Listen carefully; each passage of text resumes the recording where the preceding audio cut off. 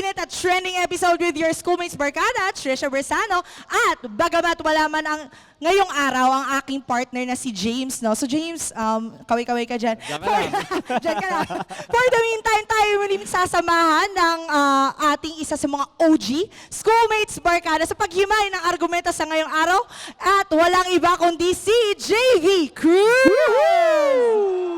JV, it's been so long! Alam mo, sobrang excited talaga ako ngayon. Alam mo, excited na excited akong tanungin to sa ating audience ngayon. Isang sigaw na may kasamang balakbakan! Diba? Ang taas sa energy, ang saya-saya, diba? Yes. Pero syempre, Trisha, speaking of masaya, diba? Nasaan nga ba tayo ngayon? Right. Walang iba kundi sa Far Eastern University Cavite! Alam mo, Siyempre. Trisha, fun fact, no? Ako ay isang tama raw din. Ay, iba. Okay, cheer naman natin. ang Mabuhay ating ang mga Tamaraw. Tamaraws, yes. Ayan. So what does it feel like to be back in your alma mater? Just in a different Oo, area masaya. and location? Saka wala namang pinagbago. Pareho-pareho. Puro greens pa din talaga. Correct. At sana greens din ang marka na malaman natin no, sa ating mga debaters for today. At Yes. syempre, ibang energy yung mga nakaraang debate natin sa ibang mga episodes. Kaya yun din, sana ang energy na ibibigay sa atin ng Far Eastern University Cavite. At syempre, no, mga mahalagang issue ang ating pag-uusapan muli. Isang mahalaga naman na punto ang dapat natin tumpukin dahil ang ating demokrasya ang nakasalalay, no? Dahil sa issue na ito na dapat pag-isipan ng bawat kabataang botante. Ano nga ba to? Yes, tama ka dyan, Trish. No? Ito nga yung tinatawag natin na Party List System o Republic Act number 7941 na nilagdaan ng dating Pangulong Fidel V. Ramos noong 1995. Ito ay para magkaroon ng representasyon ang mga marginalized and underrepresented sector na may layuning bigyan ng upuan sa Kongreso. At ayon sa 1987 Philippine Constitution, 20%, so take note of that number, 20% ng kabuuang seats sa House of Representatives ay nakalaan para sa mga party list groups. So ibig sabihin nito, may specific na espasyo lamang na nakalaan para sa mga grupong kumakatawan sa iba't ibang sektor. So depende rin sa dami to ng boto, no, na makuha nila nationwide. So maaari silang magkaroon ng up to 3 seats per party list sa maximum, no, sa House of Representatives. Oo, pero alam mo, Trish, sa paglipas kasi ng mga taon, marami kasi ang nagsasabi na lumayo na ang orihinal na layunin nito, no? May mga ulat kasi na ilang party list groups ang konektado sa mga political dynasties, sa mga malalaking negosyo, at syempre sa mga malalaking individual na hindi naman talaga kabilang sa mga marginalized sectors. At dahil dito, marami ang nagtaas ng kilay. So parang ang taas ng kilay? Back, o di ba?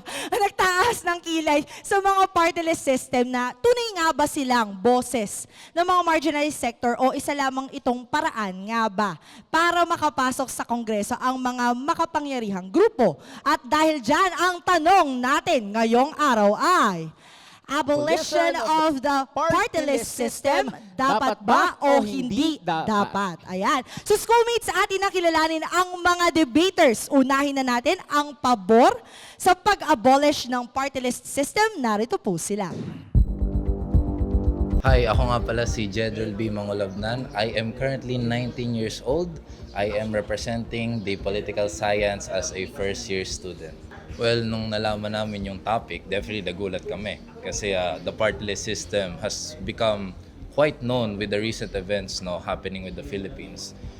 Definitely going to bring up some different and unique viewpoints. Hopefully, we'll be able to do what we are told to do and, of course, perform our very best. Hi, I am Jasmine Claire Y. Quinto and I am currently 18 years old. I am representing the first year political science. Our individual practices all came together when we were trying to do a grouping. As of now, I think we are all confident naman about our presentation later and I really hope each and every one of us shines later po. I am Patricia May Victoria Castro, currently 19 years old, representing political science as a first year. To say good luck to all of us guys, galingan nating pareho.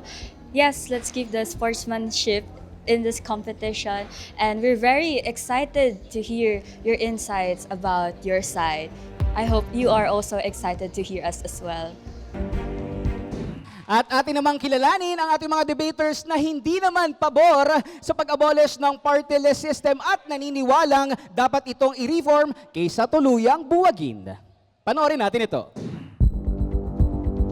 I'm Marisa Andrea Lusong, currently 18 years old, first year from BS Accountancy.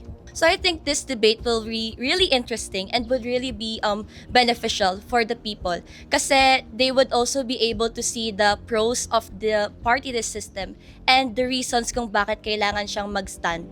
Hi, I'm Jalen Lila R. Cortez, 18 years old at BA Pol Sci first year. For my own preparations po, ay inisip ko lang na happy-go-lucky lang and good luck, have fun. Since this is a debate na gusto natin malaman ba, walang harsh na like, let's say, nothing personal sa atin. And I'd like to have fun with the debate and more on so. So for preparations as a team, masaya naman ako na on the same page kami. Hi, my name is John Andre B. Flores, 19 years old, first year BS Accountancy. So for the opposing team po namin, good luck lang po and sana po enjoy lang po tayo. So wala pong harsh feelings. After this debate po, sana all goods pa rin po tayo lahat. At sa aming pagbabalik, isang mainit na debate ang ating matutunghayan mula sa ating mga estudyante dito lang sa FEU Cavite. Cavite.